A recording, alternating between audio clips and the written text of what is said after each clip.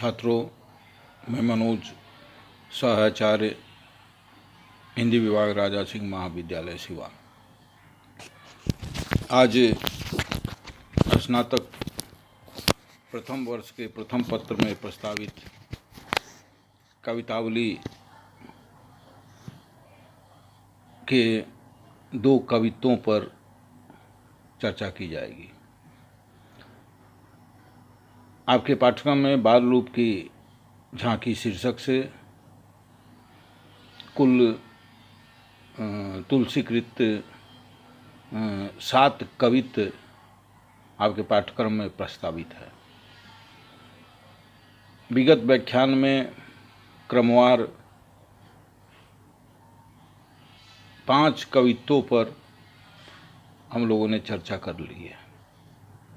उसी चर्चा के क्रम में हम लोगों ने ये जाना था कि तुलसीदास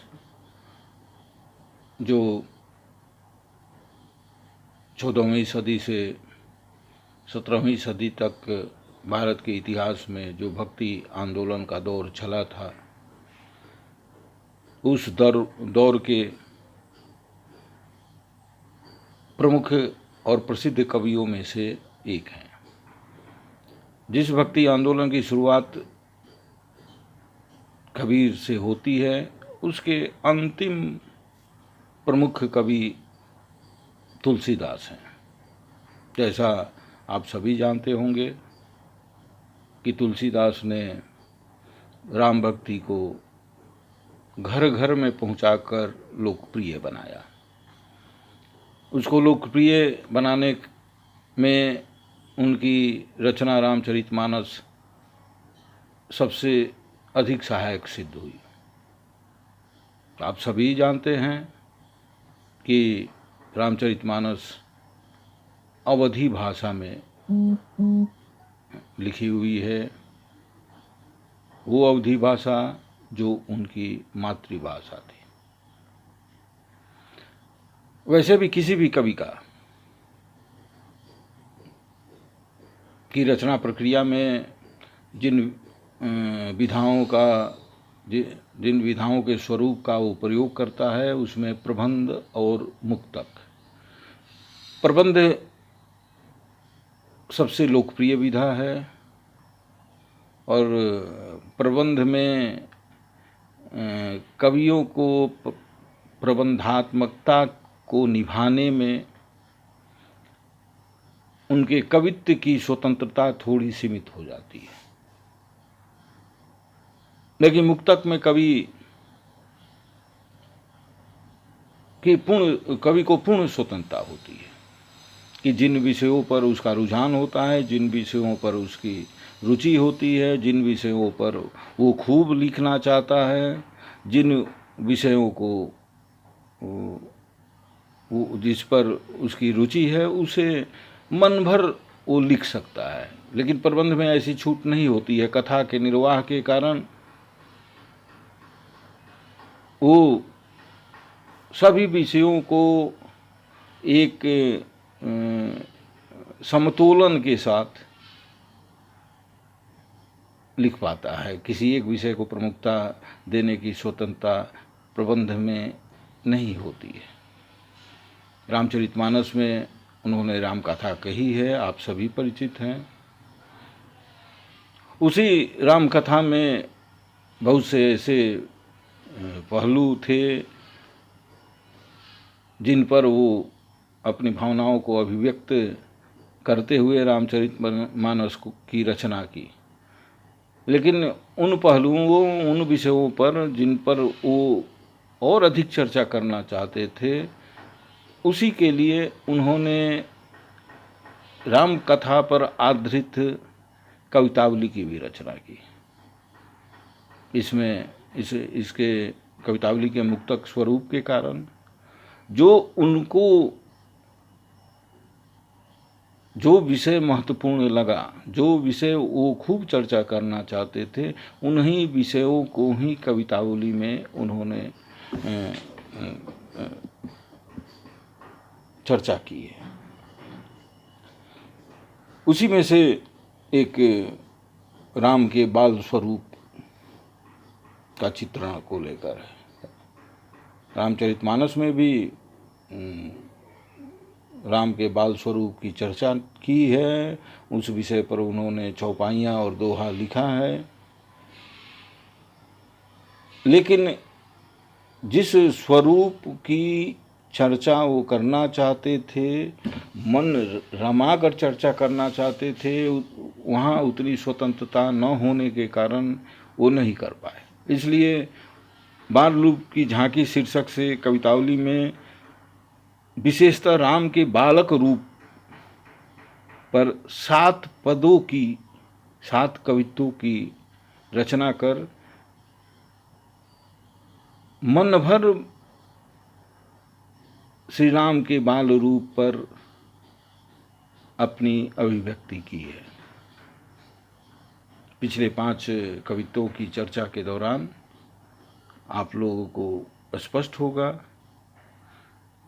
कि उन 5 पदों में उन्होंने श्री राम के बाल रूप की चर्चा, बाल सुलभ क्रियाकलापों को लेकर कविता रचा, जिसमें वात्सल्य रस का सराबोर है। अगला पद जो आज के व्याख्यान का विषय है, जिसके भावार्थ की हम लोग चर्चा करेंगे कि पदकंजनी मंजू बनी पनही धनु ही सर पंकज पानी लिए लड़िका संग खेलत डोलत हैं सरजू तट चौहट हाट हिए तुलसी अस बालक सौ नहीं ने कहाँ जप जोग समाधि किए नरते खर सूकर स्थान समान कहो जग में फल कौन जिए। यहाँ कवि तुलसीदास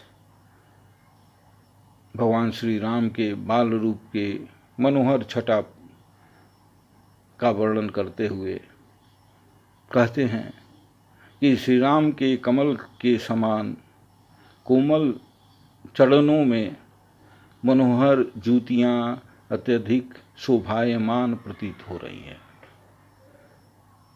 वे अपने कमल के समान हाथों में छोटा धनुष एवं बाण धारण किए हुए अपने समवयस्क बालकों साथियों के साथ सरजू नदी के तटवर्ती चौमुहानियों बाजारों में और भक्तों के हृदय में खेलते हुए भ्रमण कर रहे हैं। लड़िका संग खेलत डोलत हैं सरजू तट चौहट हाट हिए। वे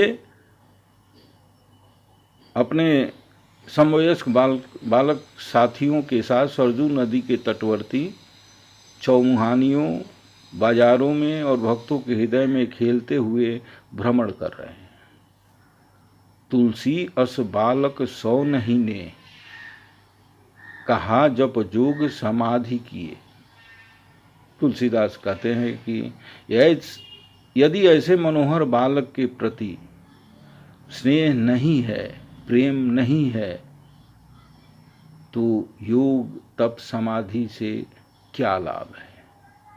तुलसी अस बालक सौ नहीं ने कहाँ जप जोग समाधि किए नरते खर सूकर स्वान समा।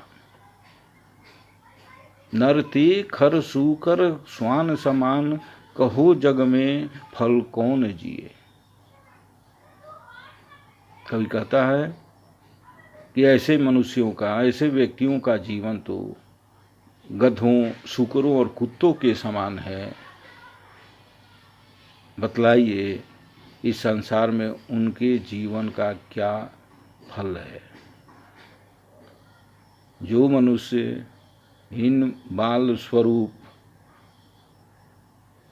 श्री राम के क्रियाकलापों को जो दिन नहीं देख पा रहा है, जिसको देखना नसीब नहीं है, उसका जीवन गधों, सूकरों और कुत्तों के समान है। बालक राम के अद्भुत सौंदर्य, बाल रूप के अद्भुत सौंदर्य, उनके क्रियाकलापों, उनके नटखटपन, बाल सुलभ क्रिया करते, खेलते, गिरते, गुस्साते, जो मनुष्य नहीं देख पा रहा है उसका जीवन व्यर्थ है। कवि के अनुसार कहता है कि उस अद्भुत सौंदर्य से उत्पन्न आनंद के आगे सब कुछ व्यर्थ है। अगले कविता में भी इसी वात्सल्य वर्णन को आगे बढ़ाते हुए कवि राम और राम के मित्रों, बालक राम और राम के बाल मित्रों के खेल कूद को ही, मनोरंजन को ही विषय बनाकर कविता रचा है कि सरजू वर तीरहि तीर फिरे, रघुवीर सखा अरुवीर सबे। सरजू वर तीरहि तीर फिरे, सरजू नदी के तट पर रघुवीर सखा अरुवीर सबे। बालक राम अपने भाइयों और अपने मित्रों के साथ सरजू नदी के किनारे किनारे घूम रहे हैं। धनु ही कर तीर निसंग कसे। उन सभी बाल मित्रों और भाइयों और राम के हाथों में छोटे छोटे धनुष एवं बाण हैं और उनके कटी प्रदेश पर तूणीर कसे हुए हैं। धनु ही तीर निसंग कसे, कटी पीत दुकूल नवीन फबय। उनके कटी प्रदेश पर तूणीर कसे हुए हैं और उनके शरीर पर धारण किया हुआ नवीन पीताम्बर शोभायमान दृष्टिगोचर हो रहा है, अद्भुत सौंदर्य की सृष्टि कर रहा है। तुलसी ते ही अवसर लावनिता बस। तुलसीदास कहते हैं कि तुलसी ते ही अवसर लावनिता बस, 4-9-3-21 सबे मति भारती पंगु भई, जो निहारी विचारी फिरी उपमा न पवे। तुलसीदास कवि कहते हैं कि उस अवसर का लावण्य, सौंदर्य को अभिव्यक्त करने के लिए माँ भारती अर्थात सरस्वती दसों दिशाओं में चारों ब्रह्मा विष्णु महेश तीनों, चारों कृष्ण बलराम प्रद्युम्न और अनिरुद्ध